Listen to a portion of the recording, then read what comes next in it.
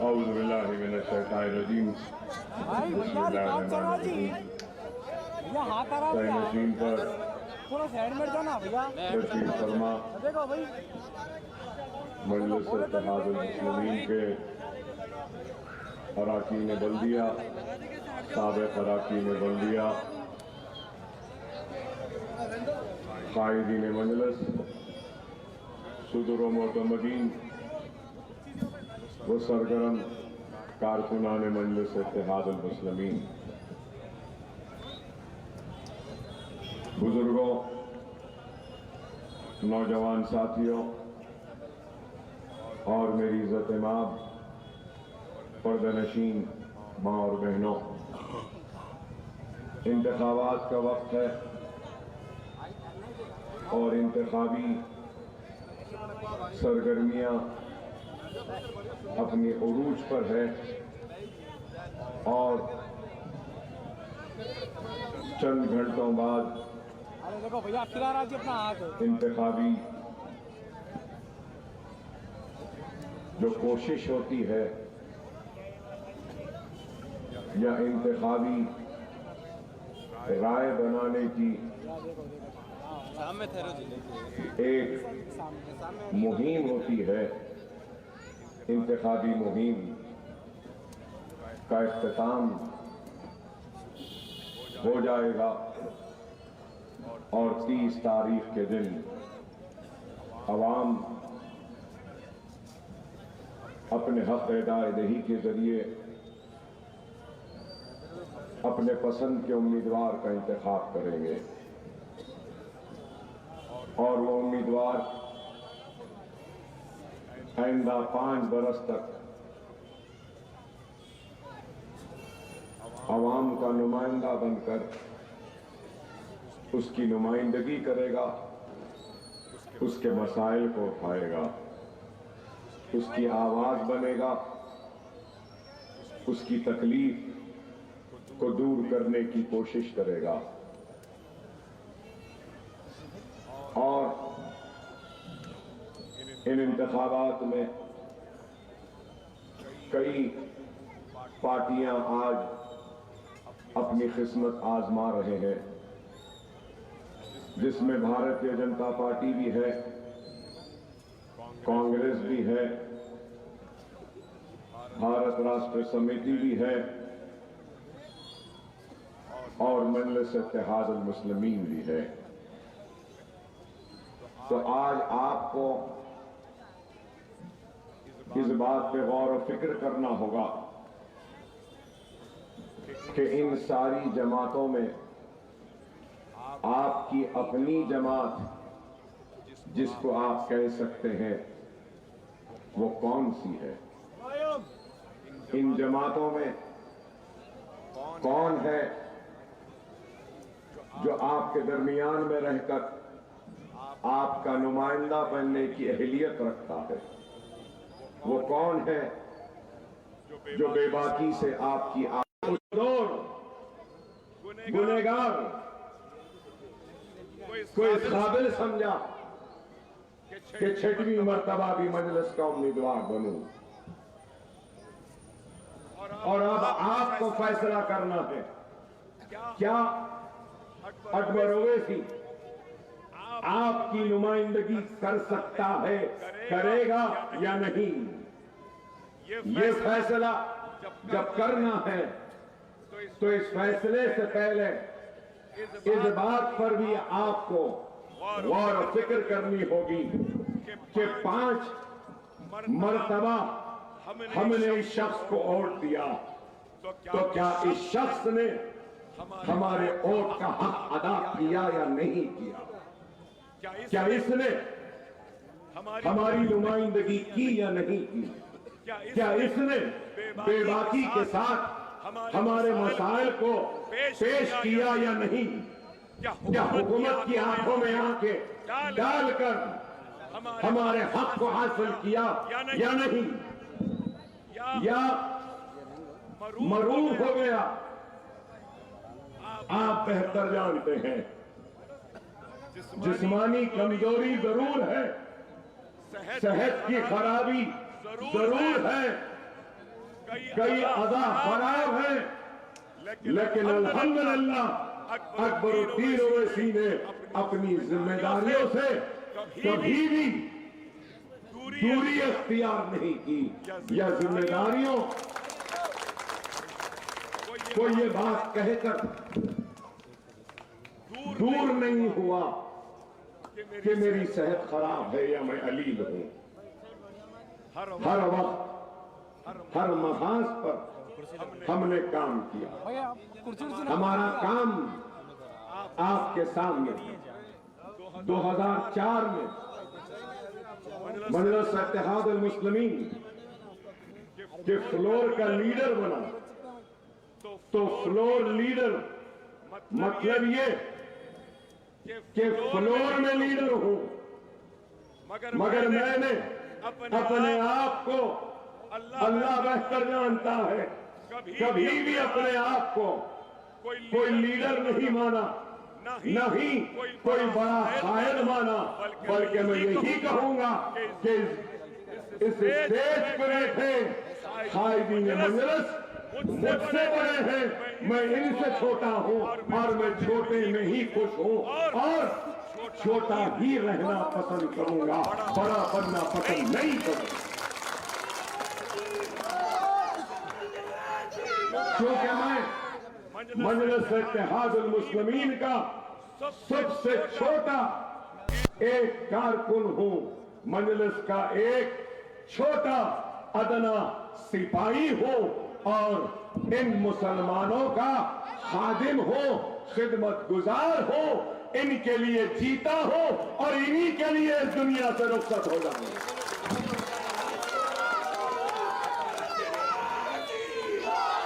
और आज यहां ठहर कर अगर मैं मुखातिब हूं तो कई लोगों को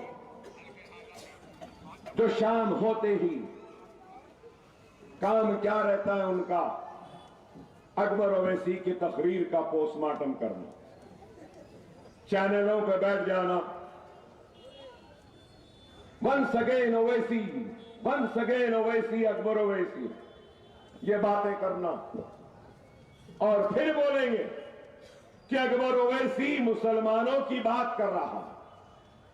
हां, आपका इख्तियार, आप जो चाहे वो बोल सकते हैं, मेरा इख्तियार, मैं भी जो चाहे वो बोल सकता हूं।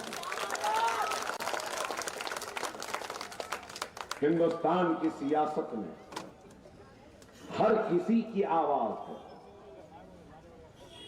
राव की आवाज है, रेड्डी की आवाज है, वेलमा की आवाज है, बहुजन की आवाज है, के बाद में हर भैया कुर्सी ला लिया वहां से। यादव की आवाज है। बहरहाल हर किसी की आवाज है, हर कोई अपने अपने नुमाइंदे को भेज रहा है और हर कोई अपनी अपनी कौम की नुमाइंदगी कर रहा है, उनकी आवाज बन रहा है।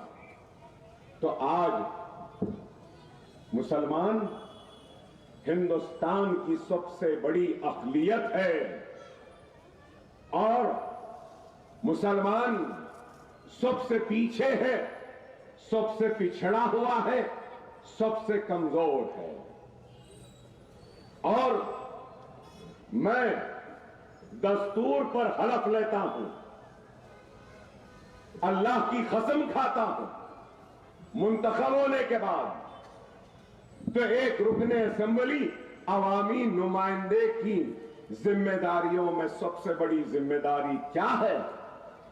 जो पिछड़ा हुआ है उसको आगे लाओ, जो कमजोर है उसको ताकतवर बनाओ, जो पीछे है उसको आगे बढ़ाओ। तो अकबरुद्दीन ओवैसी अगर मुसलमान की बात कर रहा है तो इसलिए कर रहा है कि हिंदुस्तान के 130 करोड़ की आबादी वाले इस मुल्क में एससी, एसटी, बीसी और सबसे पीछे, सबसे आखिर, सबसे पिछड़ा हुआ अगर कोई है तो वो मुसलमान है और मेरी जिम्मेदारी है कि मुसलमान को आगे लाओ, आगे बढ़ाओ, आगे लेकर आओ और उनकी आवाज बनकर उनकी कमजोरी को ताकत में बदलो। तो इस बात से बुरा क्यों दिखता है किसी को? अरे आज यहां खड़े रह के कह रहा हूं, आज गोपाल सिंह की रिपोर्ट हो, सच्चर कमेटी की रिपोर्ट हो, रंगनाथ मिश्रा कमेटी की रिपोर्ट हो, या फिर कुंडू कमेटी की रिपोर्ट हो, या कोई और रियासतों की कोई भी रिपोर्ट उठाकर देख लो, हर रिपोर्ट ये कहती है कि तालीम में पीछे मुसलमान, रोजी में पीछे मुसलमान, रोटी में पीछे मुसलमान, नौकरी में पीछे मुसलमान, ड्रॉप आउट सबका ज्यादा मुसलमान, हायर एजुकेशन में सबसे पीछे मुसलमान, सरकारी मुलाजिमत में सबसे कम मुसलमान। तो आज अकबरुद्दीन ओवैसी कोशिश कर रहा है कि वो जो पीछे हैं उनको आगे लाओ, और मेरी कोशिश जब कामयाब हो जाएगी, मेरी कोशिश जब कामयाब हो जाएगी, मुसलमान आगे आ जाएगा, जिंदगी के हर शोबे में मुसलमान आगे आएगा, हायर एजुकेशन में मुसलमान का ड्रॉप आउट कम हो जाएगा, मुसलमान को नौकरी मिल जाएगी, मुसलमान को रोजी मिल जाएगी, मुसलमान को रोटी मिल जाएगी, मुसलमान की बस्तियों में खुशहाली वो तरक्की आ जाएगी और वो सबसे आगे हो जाएगा। तो जो पीछे है उसका हाथ अकबर ओवैसी थमा लेगा और उसको भी आगे लाने की कोशिश करेगा।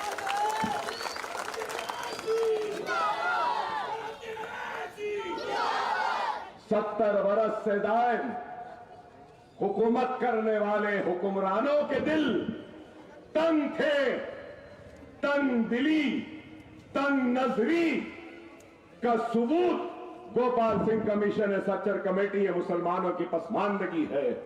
और हमारे वसीउल दिल, वो वसीउल नजर ये है कि जब मुसलमान आगे आ जाएगा तो ऐलान करता हो कि पीछे रहने वाले हिंदू को भी आगे लाने का काम अकबर ओवैसी करेगा। तो बात गलत कहां हुई,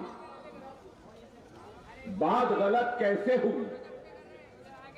लेकिन इनका मकसद क्या है मालूम आपको? इनका मकसद ये है, एक कहता है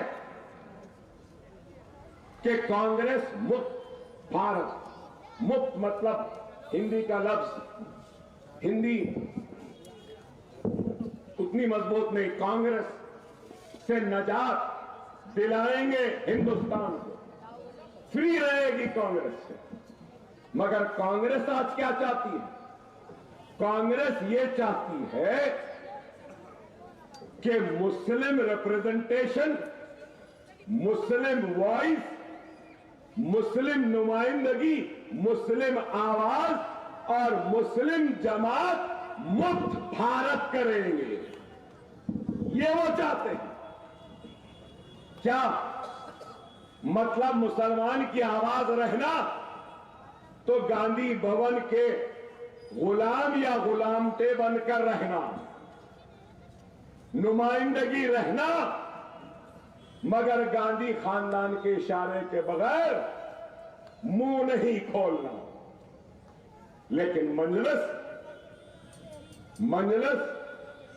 आपकी नुमाइंदगी करती है, बेबाकी से करती है, बेखौफ होकर करती है, जुर्रत के साथ करती है, पूरी हिम्मत के साथ करती है, और ये सोच कर करती है कि ये हमारी जमात है और हमारी जिम्मेदारी है। सबसे पहले हम अपनों की आवाज को बुलंद करें, अपनों के हक के लड़ें, अपनों की लड़ाई लड़ें। आज मुल्क में बेशुमार आवाजें हैं, लेकिन हमारी आवाज कहां है?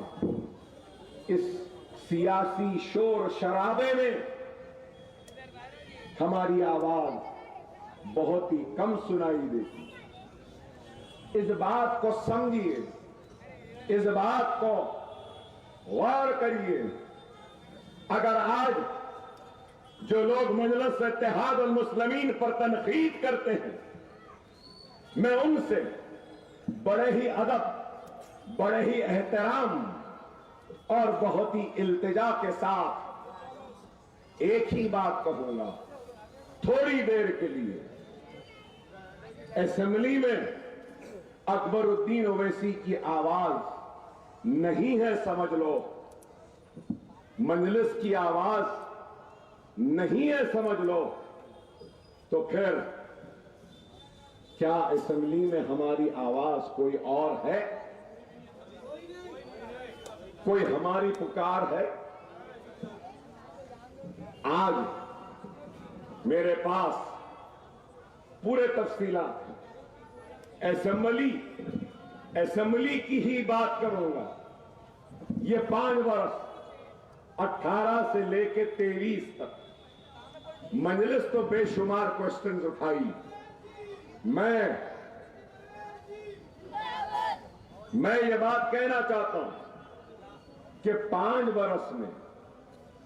5 वर्ष में बीआरएस भारत राष्ट्र समिति जिसकी हुकूमत है, अखिलियतों के कितने सवाल उठाए? सिर्फ 5। कितने? सिर्फ 5।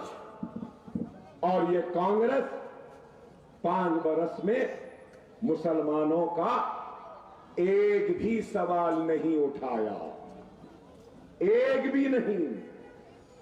जब तुम एक सवाल नहीं उठा सकते तो फिर एक और भी मांगने का हक तुमको नहीं है। मैं ये बात कह रहा हूं, इस बात को समझो। मेरे पास पूरा आदाद व शुमार है, करीब यहां है पूरा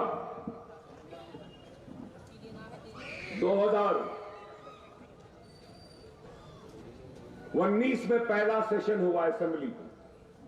18 से लेकर 23 तक कांग्रेस हुकूमत ने कितने घंटे बात की? कितने घंटे?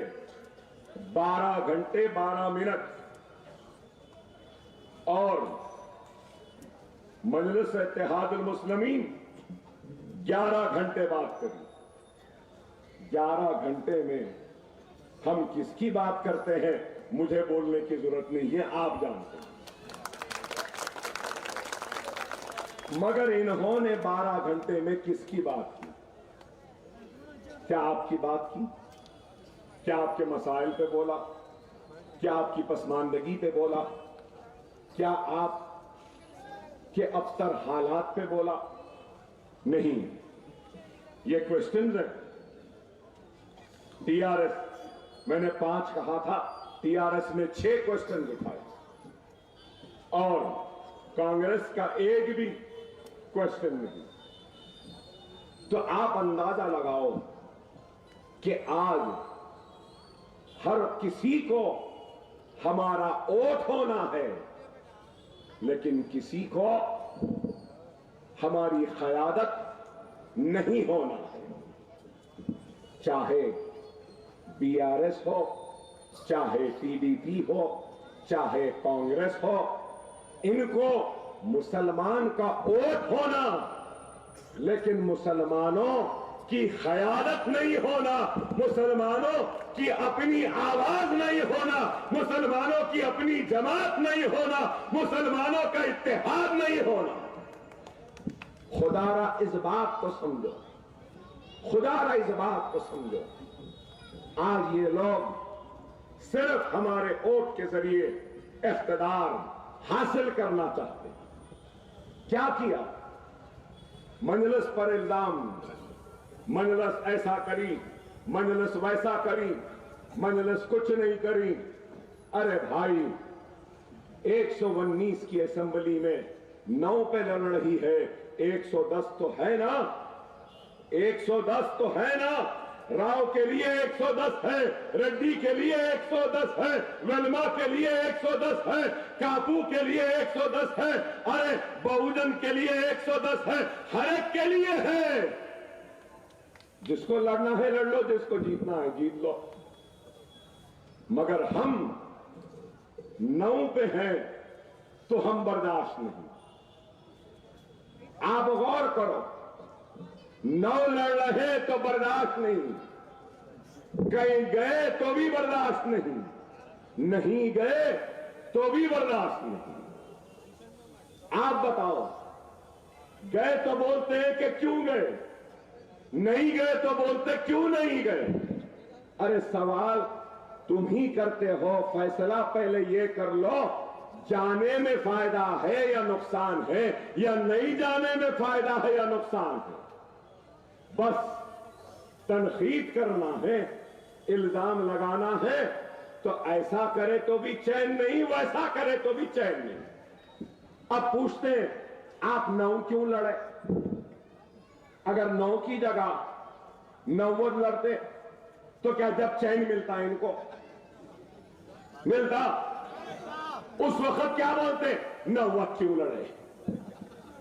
अब 9 लड़े तो बोल रहे 9 क्यों लड़े? अरे इधर भी चैन नहीं, उधर भी चैन नहीं। तो मैं बताना आपको ये चाह रहा हूं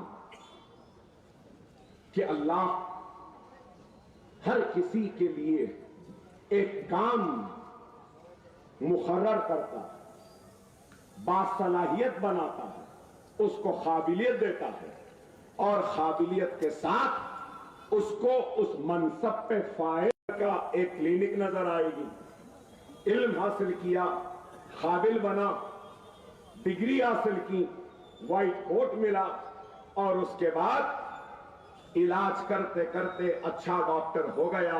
खांसी को ये गोली, बुखार को ये गोली, दम चढ़ रहा तो ये गोली, कमजोरी तो ये गोली, ताकत ये गोली, डॉक्टर को मालूम। सही है ना? वकील मेहनत किया, कोशिश किया, वकील बन गया, मुकदमे लड़ता है, बेकसूर को रिहा करवाता है, जज के सामने दलाइल रखता है, सबूत रखता है, बहस के जरिए अपने मौकिल को जीत दिलाता है। सही है ना? अब अगर वकील का छुप्पा डॉक्टर पहन ले, डॉक्टर का कोट वकील पहन ले, तो ना बीमार की बीमारी ही दूर होगी, ना ही एक मौकिल का मुकदमा ही कामयाब होगा। अब यहां बेकरी वाले साहब हैं, मेहनत कर रहे हैं, मजदूरी कर रहे हैं, बैठे हुए हैं, डबल रोटी बनाना मालूम, बिस्किट बनाना मालूम, चुड़वा बनाना मालूम, हर एक चीज मालूम, और उसके बाद बेच रहे हैं। अब मैं बोलूंगा, नहीं बोल साहब, आप वहां से यहां आ जाओ, मैं वहां जाके डबल रोटी बनाता हूं, और मैं जाके चुड़वा बनाऊंगा। ना डबल रोटी बनेगी, ना चुड़वा ही होगा, ना वो यहां खड़े रहेंगे तो आप ऐसे थाली भी नहीं बजाएंगे। तो मैं यही बताना चाहता हूं, समझाना चाहता हूं, जिसका काम वो जाने। इमाम साहब है मस्जिद में, तो इमामत उनकी जिम्मेदारी है, खायब है तो खयादत उनकी जिम्मेदारी, अमीर है तो अमीर की जिम्मेदारी। हदीस है कि अगर सफर पे निकल रहे हो, 3 लोग हो, तो 3 में से एक को अपने सफर का अमीर बना लो, और अमीर के हर फैसले को सुनते हुए अपने सफर को तय करो। क्या गलत है? और आज मजलिस अगर कोई फैसला लेती है तो मजलिस की क़यादत को अल्लाह ने मुंतखब किया।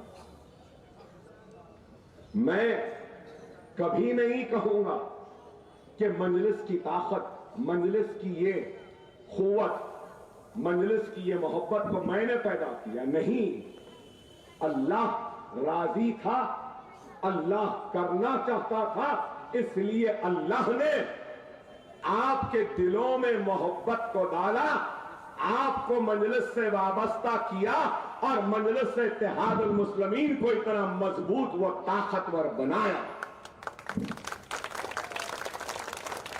जिसका काम वो जाने। हमारे कौम का सबसे बड़ा अलमिया अगर कुछ है तो वो ये है कि थोड़ा बहुत पढ़ क्या लिया, थोड़ा बहुत नॉलेज क्या आ गई, थोड़ी बहुत अक्ल क्या आ गई, थोड़ा बहुत कामयाब क्या हो गया जिंदगी में, तो वो समझता है कि अब मैं हर फन मौला हो गया। तो सबसे पहले क्या बोलता है? नहीं ऐसा नहीं, ऐसा करना, वैसा नहीं, वैसा करना। मेडिकल कॉलेज बनाए, इंजीनियरिंग कॉलेज बनाए, एमबीए बनाए, एमसीए बनाए, फार्मेसी बनाए, आर्किटेक्चर बनाए, बीएससी नर्सिंग बनाए, फिजियोथेरेपी बनाए, ओएसी हॉस्पिटल बनाए, असरा बनाए। तो क्या बोले? नहीं वो तो हो गया, बुनियादी तालीम पे क्या करे? वो भी बोले ये करे तो भी चैन नहीं। चलो वो हो गया, अब वहां इमारत खड़ी है, बुनियादी तालीम भी हो गया, रोजगार का इंतजाम भी हो गया, असेंबली में लड़कर हुकूक को हासिल भी कर रहे हैं, हो गया। कल तक लोग बोलते थे मजलिस पुल के इस पार की जमात है, अब मजलिस सारे हिंदुस्तान में जा रही है। पहले बोलते थे अरे मजलिस बाहर ही नहीं जाती पुल से, नए पुल को पार ही नहीं करती। अब नए पुल को पार करे तो क्यों जा रहे? नहीं करे तो नहीं करे, करे तो करे। अरे आप बताओ कि आखिर हम करें तो क्या करें? आप बताओ। अरे भाई अजीब है, करते तो कुछ नहीं, लेकिन करने वालों पर तनकीद करना। शाम होते एक दो चार बेकार काबिल पढ़े लिखे जाहिल लोग कहूंगा, पढ़ने लिखने के बाद भी जहालत नहीं गई, हर एक के काम में मदाखलत। आज यही वजह है कि कौम आज पसमानदा है, यही वजह है कि हम पिछड़े हुए हैं, यही वजह है कि हम पीछे हैं। अरे आप गौर करो, क्या हमारी आबादी क्या कम है? फिर क्या बात है कि हम इस मुल्क के तरक्की के हिस्सेदार नहीं बन रहे, इस मुल्क के खुशहाली के हिस्सेदार नहीं? क्या बात है कि हमारे बच्चे इस मुल्क के खुशहाली के हिस्सेदार नहीं बन सक रहे? गैरों पे तनकीद करने के बजाय पहले हमको अपने गिरेबानों में झांक कर देखना। अकबरुद्दीन ओवैसी ने अपने जिंदगी के 35 साल सियासी जिंदगी के, मैं 17-18 साल की उम्र से सरगर्म हूं। यहां बैठे इकबाल साहब जानते हैं, मैं एमएलए बनने से पहले यहां इन गलियों में घूमता था। 1989 में मैं सालार के पार्लियामेंट का इलेक्शन एजेंट था, जब मेरी उम्र 18 बरस थी। 14 बरस की उम्र से तकरीर कर रहा हूं। 35 बरस की सियासी जिंदगी का तजुर्बा है, तो 25 बरस में इंतखाबी सियासी जिंदगी का तजुर्बा है। और मेरे सारे सियासी तजुर्बे की अगर कोई निचोड़ है तो वो ये है कि अगर तुम अपनी कौम को आगे लाना चाहते हो, अपने कौम को तरक्की याफ्ता बनाना चाहते हो, तुम अपनी कौम को दुनिया का इमाम बनाना चाहते हो, तो कुछ नहीं, सबसे पहले अगर कुछ करना है तो इल्म का काम करो, इल्म की मैदान का काम करो, इल्म को इल्म फैलाओ, इल्म की रोशनियों से अंधेरों को बुझाओ।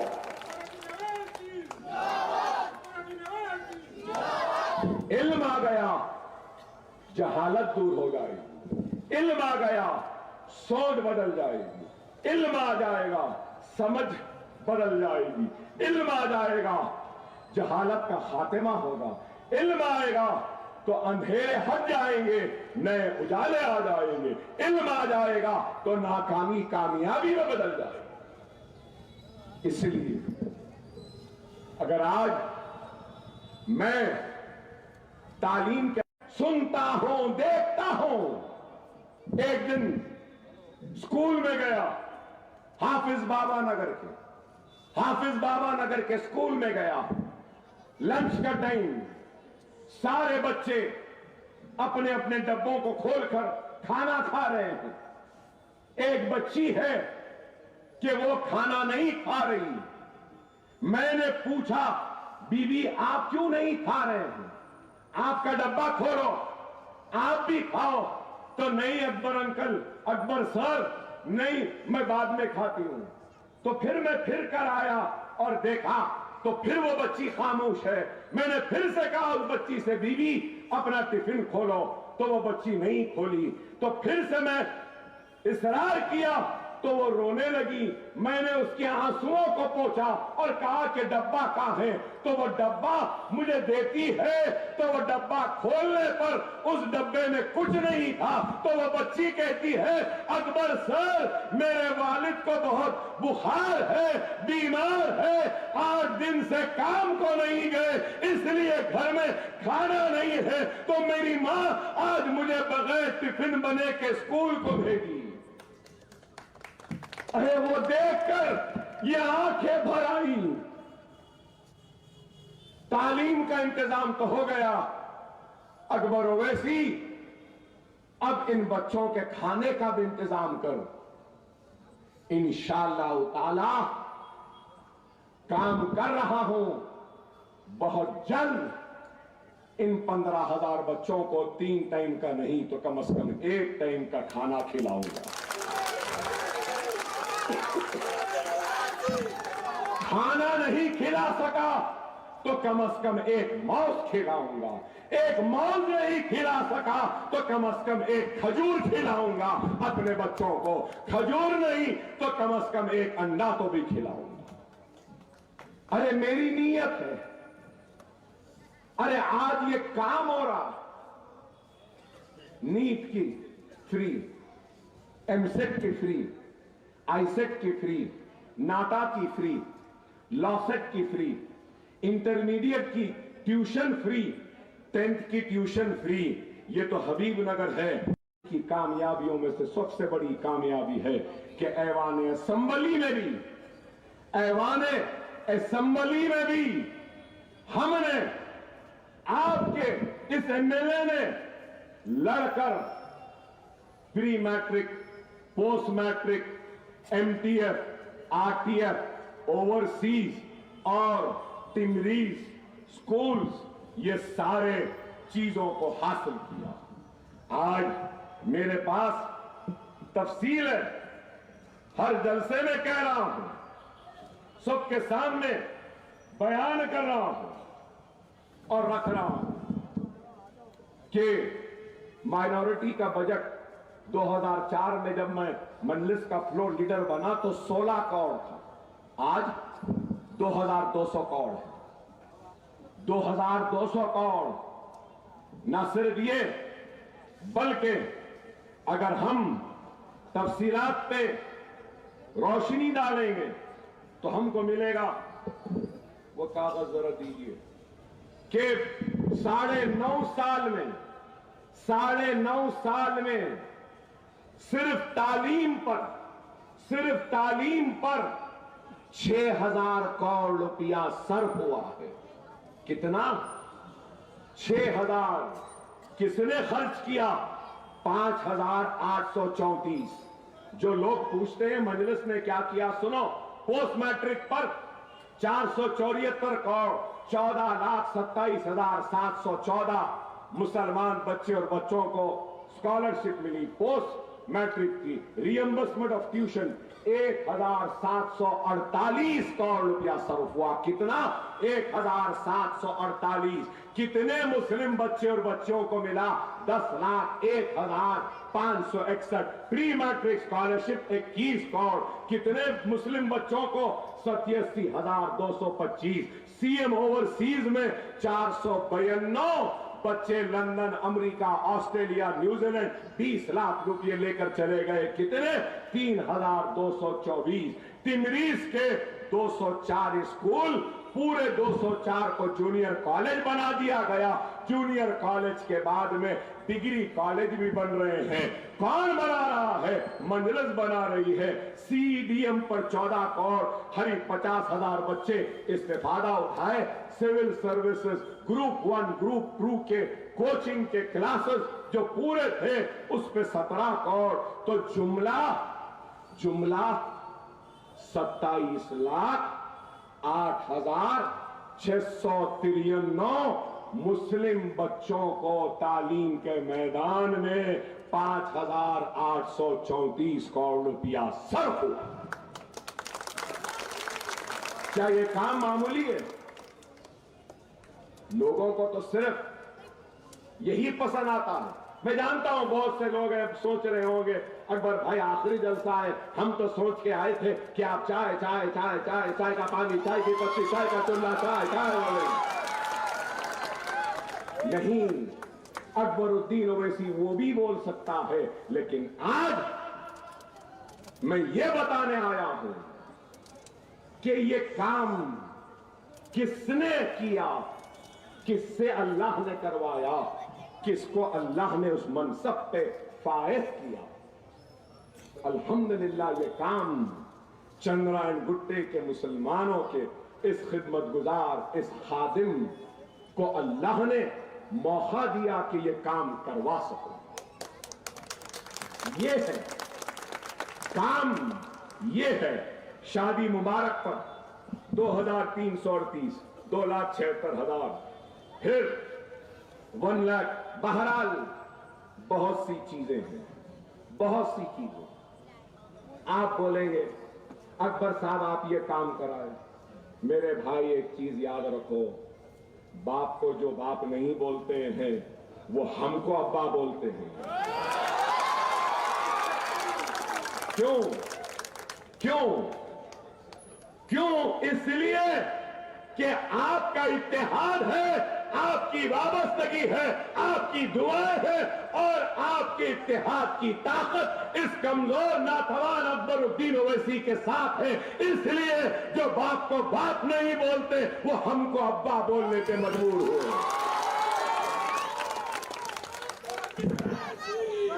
हर एक से काम करवाया, रेड्डी से भी करवाया, राव से भी करवाया, KCR से भी करवाया। तो आप बोलेंगे कि कैसा करवाए, कैसा करवाए?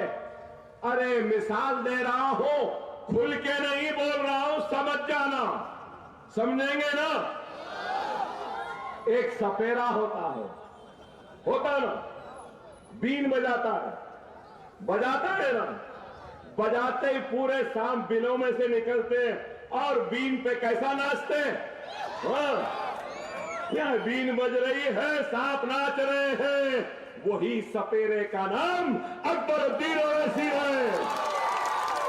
जब तकरीर करता है तो ऐसा बजाता है कि छोटे बड़े दो मुंह के सांप, ये सांप वो सांप, अजदहा वो नाग, हर सांप हमारी बीन पर, हमारी आवाज पे नाचता है और डरता है कि ये सपेरा दूसरे सपेरों की तरह नहीं, बीन बंद हुई, सांप डसता है, लेकिन ये सपेरा बीन बजाते बजाते भी डस सकता है। यही है, यही है।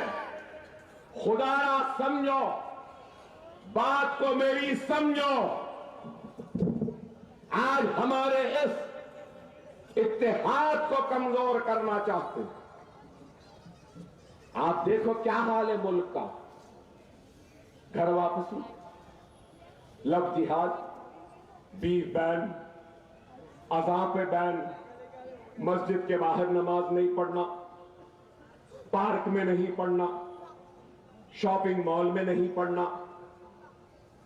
फिर बीफ के नाम पे बाजारों में मार दिया जा रहा है, हिजाब के नाम पर बच्चियों को तालीम से महरूम रखा जा रहा है, हलाल का लेबल है तो बाजार से उठा लिया जा रहा है, और अब कह रहे हैं कि हैदराबाद का नाम बदल लेंगे।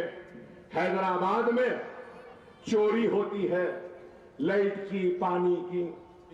आप गौर करो, अरे मेरे भाई, खुदारा गौर करो, नफरत है तो किससे?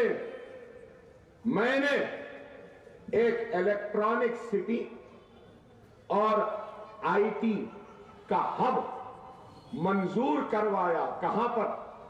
महेश्वरम में। कहां पर? महेश्वरम।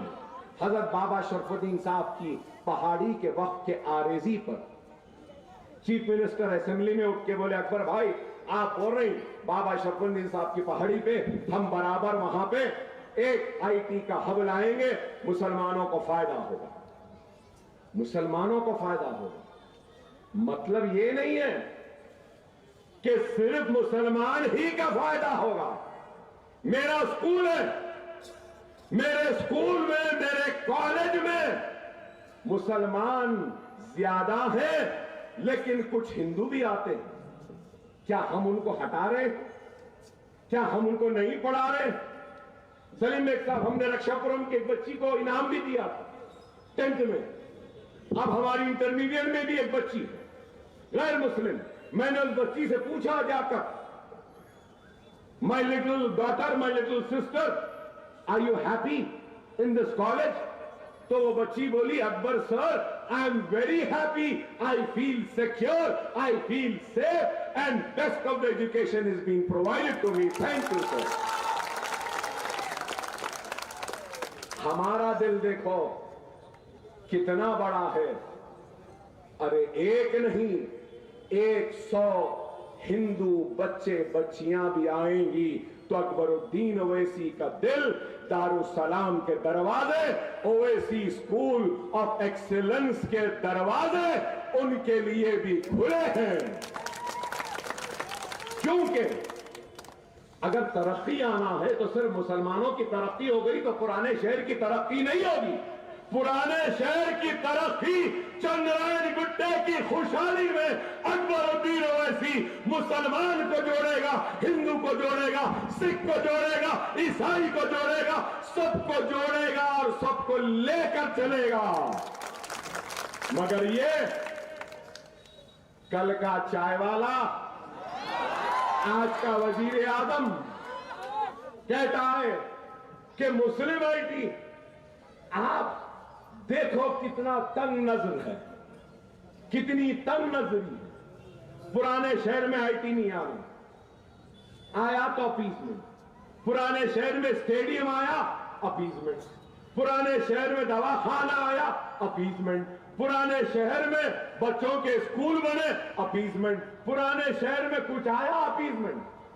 खुशनुदी मुसलमानों की। आप गौर करो क्या जुल्म है, और इस जुल्म पे आवाज कौन उठा रहे हैं? कौन उठा रहे हैं इस जुल्म पर?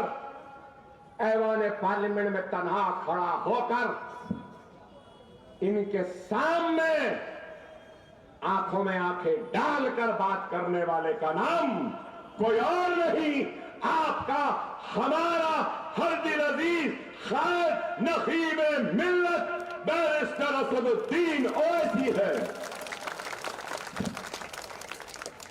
और असेंबली में हम खड़े रहते हैं। सीएए एनआरसी पर हिंदुस्तान भर में फायरिंग हुई, हिंदुस्तान भर में एहतजाज हुआ, लोग रोडों पे थे।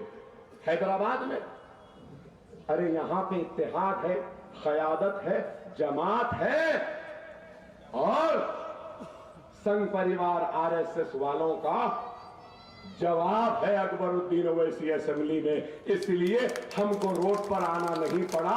सीएए एनआरसी पर मुबाहिस हुआ, बहस हुआ, करारदाद मंजूर हुई और ऐलान हुआ कि तेलंगाना में सीएए एनआरसी नहीं होगा। क्या यह कामयाबी नहीं? आप गौर करो, क्या कसूर था, क्या कसूर था वो ट्रेन में सफर करने वाले उस मासूम का? कसूर यही था कि वो ला इलाहा इल्लल्लाह मुहम्मद रसूलुल्लाह कलमा पढ़ने वाला मुसलमान था। क्या गुस्ताखी थी? कोई गुस्ताखी नहीं, बस सिर्फ ये चेहरे पे दाढ़ी थी, सर पे टोपी थी तो गोलियां मार दी गई। तो मारी हुई गोलियों पर आवाज किसने उठाई? उस बेवा को नौकरी किसने दिलाई? उन बच्चों को पैसा किसने दिलाया? उस बेवा को 2 बेडरूम का फ्लैट किसने दिलाया? मजलिस ने। अरे मैं बताना यह चाहता हूं आपको, क्या यहां लिंचिंग है? क्या यहां पे हिजाब पे के नाम पे बच्चियों को रोका जा रहा है?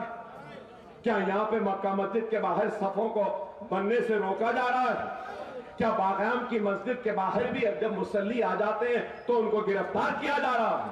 क्या बागयाम में जानेमाज बिछाकर अगर कोई नमाज पढ़ ले तो उसको गिरफ्तार किया जाता है? क्या दुकानों में हलाल है तो वो हलाल के सामान को जब्त किया जा रहा है? क्या बीफ बैन के नाम पर लिंचिंग की जा रही है? जब नहीं है तो फिर जो लोग पूछते हैं मजलिस क्या करी, अरे दीवानों यही तो मजलिस का काम है, यही तो मजलिस की कामयाबी है। फिर पूछते हैं कि मजलिस ने क्या किया। और वो लोग जो कहते हैं कि हैदराबाद का नाम बदलेंगे, अरे कोई नहीं बदल सकता हैदराबाद का नाम। हैदराबाद था, हैदराबाद है और हैदराबाद ही रहेगा। बदल देंगे, मजाक है, दिल लगी है, नाम बदल देंगे। यहां चोर आ रहे नहीं, लाइट का बिल बराबर नहीं आता। मैंने असेंबली में यह भी साफ कर दिया, अब अगर कोई बोलेगा तो मैं उसके खिलाफ कंप्लेंट करूंगा, केस बुक कराऊंगा। यहां चोर नहीं रहते, ईमानदार है। असेंबली में बोल दिया गया।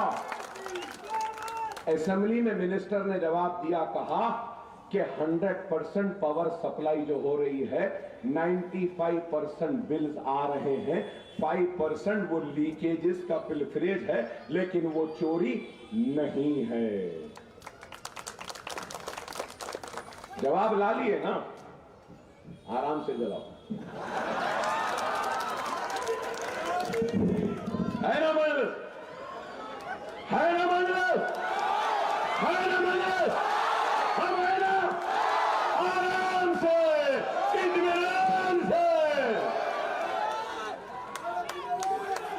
फिर पूछते मजलिस क्या करी, तो क्या बोलूं, बोलो आप। लेकिन हमको चोर बोलने वालों, कभी चाय वाले बन जाते हो तो कभी चौकीदार बन जाते हो। कभी चाय की बात करते हो कि मंडी पे चाय बेचता था, कभी कड़क चाय, नरम चाय, ठंडी चाय, गरम चाय, चाय की केतली, चाय का चूल्हा, चाय चाय चाय चाय। चाय खत्म हो गया, उसके बाद क्या बोले? चौकीदार। चौकीदार बन गए। शायद आरएसएस वाले अच्छी सीटी नहीं दिए चौकीदार को, आरएसएस डंडा भी अच्छा नहीं दी। चाइना अंदर आ रहा है, डंडा हिल रहा ही नहीं। चाइना अंदर आते जा रहा है, डंडा अंदर ही है। अरे बताओ, आज हमसे कह रहे हैं कि हम चोर हैं, तो सुनो, कल के चाय वाले, आज के वजीर आजम, कल के चौकीदार, आने वाले कल के क्या है, वो थोड़े दिन में बोल देंगे। सुनिए, हम चोर। विजय माल्या 7,505 करोड़ रुपया लेकर भाग गया। चौकीदार सोता रहा। मेहुल चौकसी 7,080 करोड़ 2081 में लेके भाग गया। जतिन मेहता 6,580 करोड़ लेकर भाग गया। नीरव मोदी 6,498 करोड़ लेकर भाग गया। नितिन संदेशरा, चेतन संदेशरा 5,383 करोड़ लेकर भाग गए। कमलेश पारिक और उमेश पारिक, नीलेश पारिक 2,672 करोड़ रुपया लेकर भाग गए। ललित मोदी 1,700 करोड़ लेकर भाग गया। रितेश जैन 1,421 करोड़ लेकर भाग गया। राजीव गोयल, अलका गोयल 157 करोड़ लेकर भाग गया। आशीष चौबन पुत्रा 770 करोड़ रुपया लेकर भाग गया। 40,000 करोड़ रुपया लेकर चले गए। 15 लाख देने वाले 40,000 करोड़ ये। अब नया क्या है मालूम? अब एक आई थी मोहतरमा, एक मोहतरमा आई हिंद, शायद आज भी है, शायद मोहतरमा वाड्रा, वाड्रा, हाँ मिसेस वाड्रा, वही नाम है ना उनका, मिसेस वाड्रा बोल रहे हैं, क्या नाम? प्रियंका वाड्रा। अच्छा, प्रियंका वाड्रा। अब इतने लोग आ रहे हैं हैदराबाद में, अब सबका नाम कैसा याद है? अब मेरी भी उम्र हो गई, अब नाटू नाटू तो मैं नहीं खेल सकता, तो कैसे याद रखूंगा? अब बोल रहे हैं तकरीर में कि मजलिस नाटू नाटू खेल रही है। अरे ये क्या है फिर? ये कौन सा खेल है? ये कौन सा खेल है? 40,000 करोड़ रुपया लेकर मुल्क से फरार हो गए और आप लोग एक लफ्ज नहीं बोलते। चलो ये छोड़ो, सुनो, आयुष्मान भारत का scam, Dwarka express way CAG report, 250 crore का बिल दिए कौन? मोदी सरकार। और सीएजी बोल रही 250 में नहीं, ये सिर्फ 18 करोड़ में 1 किलोमीटर बनी। कितना बड़ा घपला है। ओहो, देखो, असल बनी 18 में, बिल दे रहे हैं 250। हाईवे प्रोजेक्ट, भारत माला योजना, पाई योजना, 75 किलोमीटर रोड, इसमें भी इनका क्लेम, इनका बिल कितने का गया? 25 करोड़, बनी कितने में? 15 करोड़।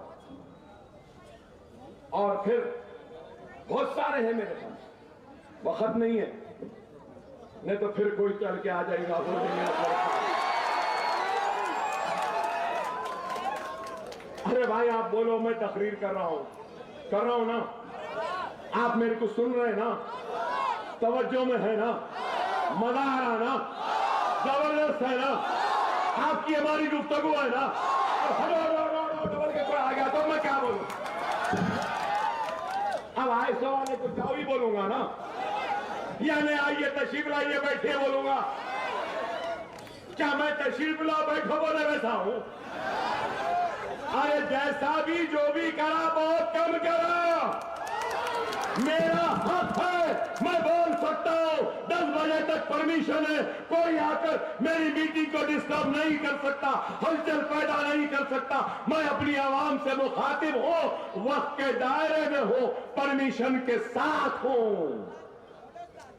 मोदी तकरीर कर रहे हैं, पुलिस वाला घुस के आ गया तो मीडिया वालों यही बोलेंगे, पहले बोलेंगे how did he come, why did he come, he shouldn't कम।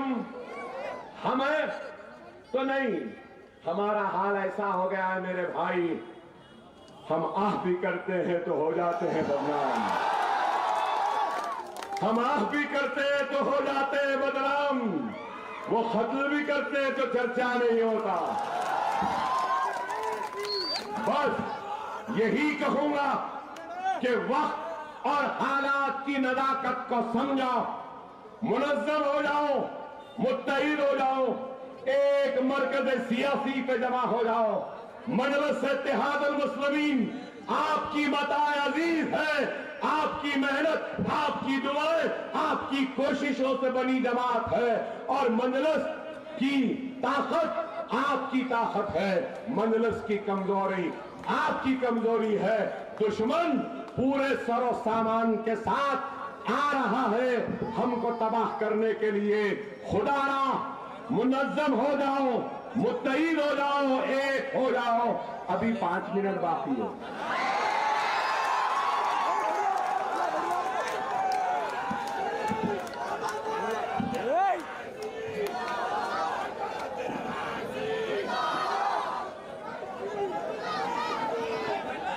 मैं जब बोला जब 5 मिनट बाकी थे, अब बोल रहा हूं तो 6 मिनट बाकी है। फोन नीचे करो। हर मिनट का 5 मिनट, 5 मिनट, 4 मिनट, 1 मिनट, हर मिनट का अकबरुद्दीन ओवैसी से कुछ ना कुछ तो रहा ही है ही। बहरहाल आप तमाम से अदबन दरख्वास्त करता हूं कि 30 तारीख के दिन मजलिस इत्तेहाद अल मुस्लिमीन को मजबूत करिए। अल्लाह से मेरी दुआ है कि ऐ अल्लाह, ऐ अल्लाह, ऐ अल्लाह, इस मुल्क में तेरे हबीब के उम्मतियों के लिए एक जिद्दोजहद कर रहे हैं मौला, हमारी इस मेहनतों की लाज रख ले। ऐ अल्लाह, ऐ अल्लाह, बगैर सरो सामानी के आलम में है मौला, आज हमारे पास कुछ नहीं है मौला, हम तेरे नाम लेवा है मौला, हमारी इज्जतों की लाज रख ले। ऐ अल्लाह, हमारी इज्जतों की लाज रख ले। ऐ अल्लाह, हमको हिजाब के नाम पर तालीम से महरूम रखा जा रहा है मौला, और इस महरूमी पर लड़ने वाली जमात मजलिस है मौला, तो मजलिस की लाज रख ले। ऐ अल्लाह, बीफ के नाम पे हमको लोचा जा रहा है मौला, तो हमारी जिंदगियों की हिफाजत फरमा। ऐ अल्लाह, अजान को बंद करने, नमाज पर पाबंदी ला रहे हैं और शरीयत पर मदाखलत कर रहे हैं तलाक़े सलासा के जरिए, मौला तू हमारी हिफाजत फरमा। ऐ अल्लाह, तू शरीयत की हिफाजत फरमा। ऐ अल्लाह, हमारी इज्जतों की हिफाजत फरमा, हमारे आबरूओं की हिफाजत फरमा। ऐ अल्लाह, ऐ अल्लाह, ऐ अल्लाह, तुझे वास्ता तेरे हबीब मोहम्मद मुस्तफ़ा सल्लल्लाहु अलैहि वसल्लम का, मौला तुझे वास्ता शहदाए करबला का, ऐ अल्लाह तुझे वास्ता खुलफाए राशिदीन का, ऐ अल्लाह तुझे वास्ता औलिया अल्लाह का। ऐ अल्लाह, ऐ अल्लाह, सब कुछ लुट गया हमारा मौला, हमारे सब कुछ लुट गया। ऐ अल्लाह, तख्त लुटा, ताज लुटा, इस्मत लुटी, आबरू लुटी, खेतियां लुटी, हमारी इस्मतें लुटी, हमारी आबादियां खाक की ढेर में तब्दील हो गई मौला। सब लुटने के बाद एक छोटा सा दिया है और एक शमा है जो जल रहा है मौला, ये मजलिस इत्तेहाद अल मुस्लिमीन है और ये मुसलमानों का इत्तेहाद है मौला, तो इस इत्तेहाद की हिफाजत फरमा। ऐ अल्लाह, तो मजलिस की हिफाजत फरमा। ऐ अल्लाह, मजलिस के सारे उम्मीदवारों को कामयाबी और कामरानी अता फरमा। ऐ अल्लाह, तू हमारे मुल्क हिंदुस्तान की हिफाजत फरमा। ऐ अल्लाह, तो हमारे हिंदुस्तान के सरहदों की हिफाजत फरमा। ऐ अल्लाह, इस हिंदुस्तान में हिंदू और मुसलमान, सिख, ईसाई को सबको एक साथ मिलकर मोहब्बत के साथ रहने की हिदायत वो तौफीक अता फरमा। ऐ अल्लाह, जो हिंदू और मुसलमान को बांट कर इख्तिदार हासिल कर कर खौफ पैदा करना चाहते हैं, ऐ मौला इनको शिकस्त दे दे, इनको नाकाम बना, इनको शिकस्त दे दे। ऐ अल्लाह, ऐ अल्लाह, हम तेरे नाम लेवा है मौला, हमारी हिफाजत फरमा, हमारी हिफाजत फरमा, हमारी हिफाजत फरमा। हम में जो बेरोजगार हैं इनको रोजगार अता फरमा, हमारे बच्चे इम्तिहानात लिख रहे हैं इनको कामयाबी अता फरमा, हमारी बच्चियां जिनकी शादी नहीं उनकी शादियां करवा दे, मजलिस इत्तेहाद अल मुस्लिमीन को कामयाबी और कामरानी अता फरमा। वाखिर दावाना अल्हम्दुलिल्लाहि रब्बिल आलमीन।